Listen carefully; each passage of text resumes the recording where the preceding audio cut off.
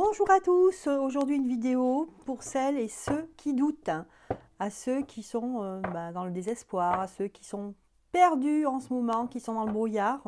Et ben cette petite guidance pour vous éclairer votre conscience, votre cœur surtout, hein, et peut-être faire prendre conscience de vous faire qu'il faut en fait se connecter à soi-même, hein. En fait, nous les êtres humains, à la différence de d'autres entités, nous avons cette capacité-là de nous connecter à nous-mêmes et de nous renforcer justement. Voilà. Ce qui nous rend souverains, hein. Souvent, on n'en a pas conscience. Alors, j'ai choisi aujourd'hui l'oracle de cristal. L'oracle de cristal, ce sont ces pierres qui nous parlent. Et on va demander à cet oracle, justement, de nous donner, donc à vous tous, qui êtes, comme je disais, un petit peu perdus. Donc cette guidance, elle est pour vous, hein, je vous le dis, je voulais vous le dire. Eh bien, nous donner une image, nous donner une piste pour, justement, éclaircir notre chemin. Alors, tout de suite m'est venue cette carte, c'est la carte de l'abandon. Ici, peut-être que les gens qui sont pas très bien, qui sont dans une mauvaise passe, ils vont croire que l'abandon, c'est négatif. C'est pas forcément négatif. L'abandon, ici, vous allez voir, c'est au contraire quelque chose. Le fait d'abandonner quelque chose, eh bien, fait qu'on lâche prise ici. On peut lâcher prise et puis on peut... enfin ouvrir les yeux et voir réellement ce qu'il faut faire, quelle initiative faut-il prendre, qu'est-ce qu'il faut, comment dois-je aborder la vie, hein, qu'est-ce qui fait que je ne suis pas bien, je n'arrive pas à avancer, est-ce que c'est des manipulations, des choses qui sont ancrées en moi depuis des années et que je n'arrive pas à me débarrasser. Est-ce qu'il ne faut pas y faire une purification par le feu ici? Alors on va voir tout ça. Je vais voir ce que l'oracle de cristal il nous dit par rapport à cette carte de l'abandon. Alors on vous dit ici, suivant que tu le subisses ou que tu le fasses, que tu sois passif ou actif, cela change la situation qu'induit ce mot qui est l'abandon.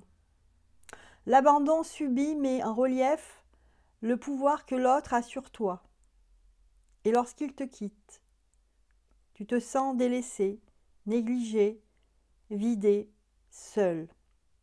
Un seul être vous manque et tout est dépeuplé.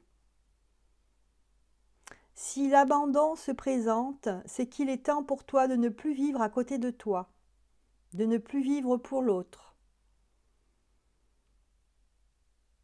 Aussi douloureux soit-il, cet abandon est là pour t'ouvrir les yeux sur ta relation à l'autre, pour t'engager à plus de justesse, pour que tu ne perdes pas en l'autre, que tu acceptes le mécanisme de fusion-diffusion comme une respiration. Le partage intime n'est plus synonyme d'une béatitude à tenir absolument.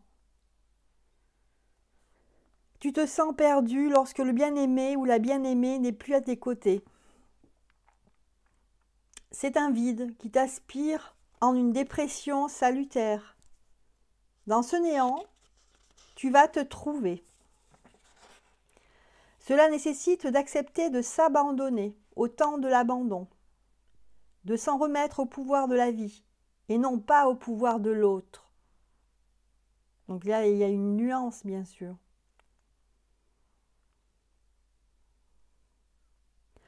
Abandon vient du vieux français abandon. Ça veut dire au pouvoir de. La peur de l'abandon a des racines profondes, archaïques, voire ontologiques. Nous nous sommes sentis dès l'origine abandonnés de Dieu. Lorsque l'abandon se présente, nos émotions sont bouleversées, chahutées, dévastatrices. Le choc est dur, rude, mais tu peux passer l'épreuve en ne luttant pas. Cela est difficile au début. Tu nies, attaques, diabolises, tu tempêtes, accuses l'autre, la vie, Dieu, etc. Et puis, petit à petit, tu te rapproches de toi. Ton doigt accusateur opère 180 degrés, te pointe, et là, tu comprends. Quelque chose de non juste dans ta relation, qui est un aspect de la divinité, a besoin d'être vu, repéré, éclairé, pour n'être plus répété. Tout cela pour que tu vives libre, libre avec, libre ensemble, ou libre seul, suivant ton choix. Mais libre, en ne t'abandonnant plus jamais. Oui, toi.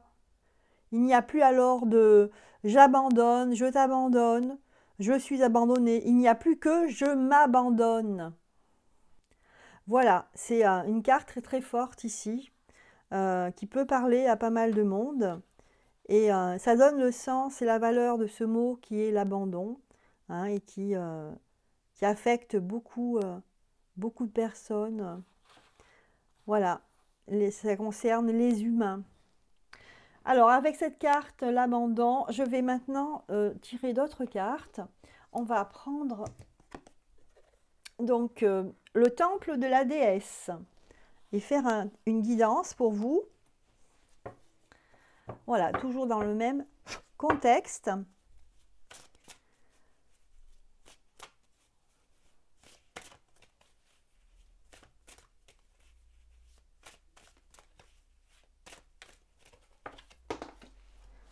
Alors, je vais prendre la carte qui est tombée. Hop. Voilà, 2 cartes et une troisième. On a le temple du feu, vous voyez, ça continue. On a l'abandon avec une gemme de pierre là, avec le feu. Parce qu'on nous parlait de flamme tout à l'heure, la flamme. Et là, on a le temple du feu, ici, face au temple de l'eau. Ici, ça me parle de purification. Ça me dit ici que il est temps pour vous de passer par des étapes différentes où vous allez être confronté par le feu et après par l'eau. Alors, je vais vous dire exactement ce que vous nous dit le temple du feu.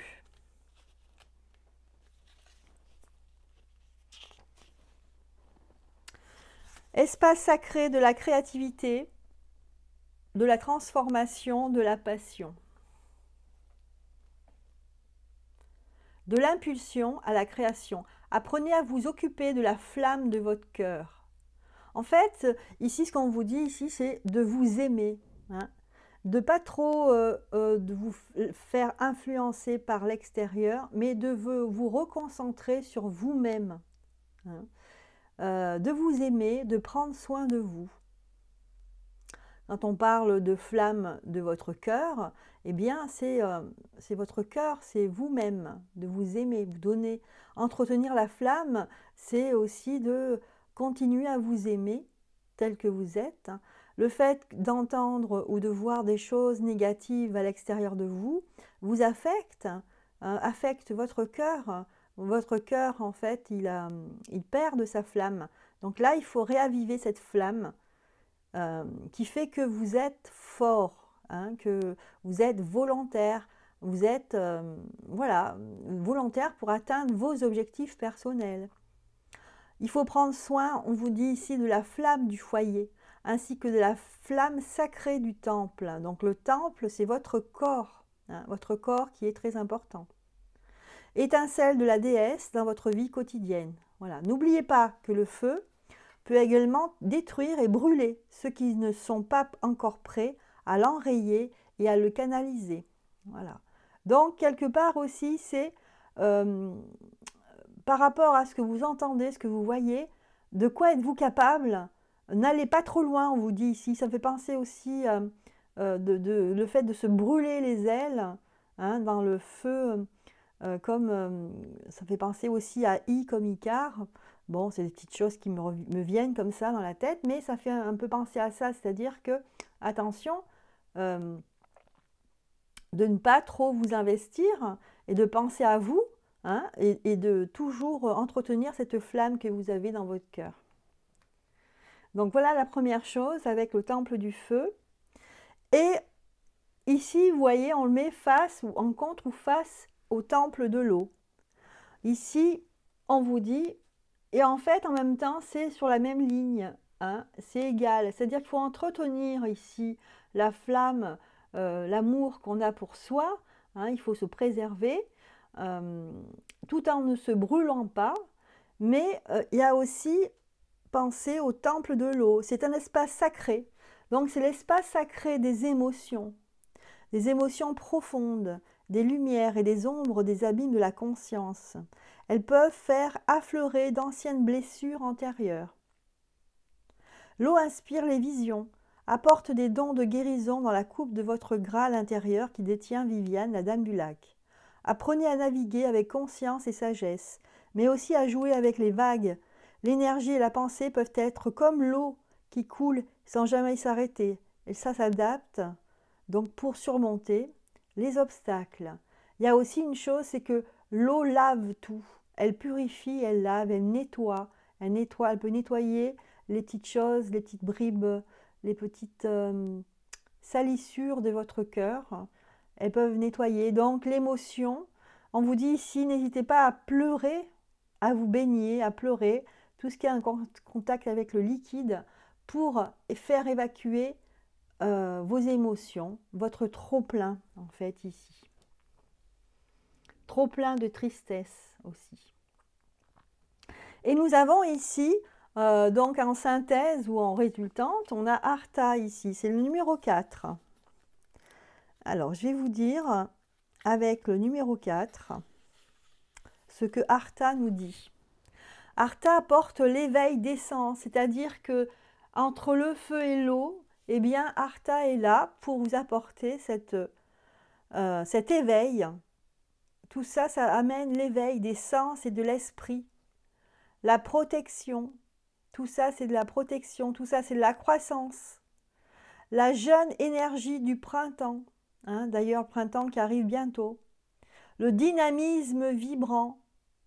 La conscience du pouvoir créateur et destructeur du feu et la façon de l'utiliser. Voilà, donc Artha est là en résultante entre le temple du feu et de l'eau. Eh bien, elle est là pour vous dire, eh bien voilà, maintenant que vous avez utilisé, que vous avez médité là-dessus, que vous avez utilisé le feu, l'eau, toutes ces propriétés, eh bien, vous êtes à nouveau quelqu'un de revigoré, quelqu'un une jeune énergie, une croissance, vous êtes protégé, vous êtes éveillé par les sens et par votre esprit. Voilà, cette guidance est très spirituelle ici. On va terminer par peut-être un message ou des messages par le petit oracle des anges pour donner une conclusion à ce tirage particulier pour des personnes qui seraient perdues ou qui aimeraient se reconnecter à eux-mêmes. Donc j'ai plusieurs, j'en ai plein là, oh, j'en ai plein. J'ai tous ces messages là. Allez, on y va. C'est la première fois que j'en ai autant. Il est très bavard là, l'oracle aujourd'hui. Alors ici, c'est l'archange Uriel. On vous dit une magnifique transformation spirituelle s'opère en ce moment dans ta vie et dans ton monde. C'est l'union du ciel et de la terre, de l'esprit et de la matière. Le cœur et l'esprit s'unissent dans un équilibre harmonieux. Alors, c'est écoulé, tiens. Donc là, elle est écoulée derrière, là. Oh, dis donc. Et oui, quand je les utilise pas assez, elles se collent entre elles. Oh, dis donc. Bon, ben, on les prend, hein. Il y en avait deux de collés. Mystère divin, aligne-toi avec le soleil, la terre, la lune et les étoiles qui ne font qu'un avec le grand tout. Le mystère divin se dévoile à chaque instant. Sens le pouvoir de l'ici et maintenant. Sois dans le moment présent et célèbre les merveilles de la création. Bien, superbe. Inconnu. N'aie pas peur de l'inconnu. C'est un temps d'exploration intérieure et de transformation. Les territoires étrangers ouvrent de nouveaux horizons. Tiens, tiens, c'est marrant ça. Cadeaux précieux. L'amitié, la famille et l'amour sont de précieux cadeaux. Ne perds pas de vue ce qui était essentiel. Voilà. Superbe. Hein, parce qu'il y en a qui sont un peu moins, qui sont un peu plus ternes, un petit peu plus tristes. Et là, on n'a que des beaux messages. Ange de guérison. Alors, je ne sais pas si on voit clair là, oui. Alors, à ce moment très spécial, tu es baigné dans un halo de lumière dorée et vert profond. Accepte cette guérison. Nous, tes anges, nous t'enlaçons avec nos ailes d'amour. Tu es libre pour l'éternité, éternellement pur et pour toujours dans l'abondance. Et enfin, courage, tu en es capable, alors agis. Nous, les anges, nous te soutenons. Bon, bah super. C'est que des belles énergies ici. Hein, après ce tirage spirituel. J'espère que vous avez apprécié ce tirage un petit peu particulier, hein, mais parfois nécessaire dans des moments de doute ou de moments sombres, hein, lugubres, on veut nous amener, alors que vous êtes seul, souverain de votre cœur, de votre corps et de votre esprit. Hein. Je vous embrasse très fort. Namasté, à bientôt. N'oubliez pas les petits pouces.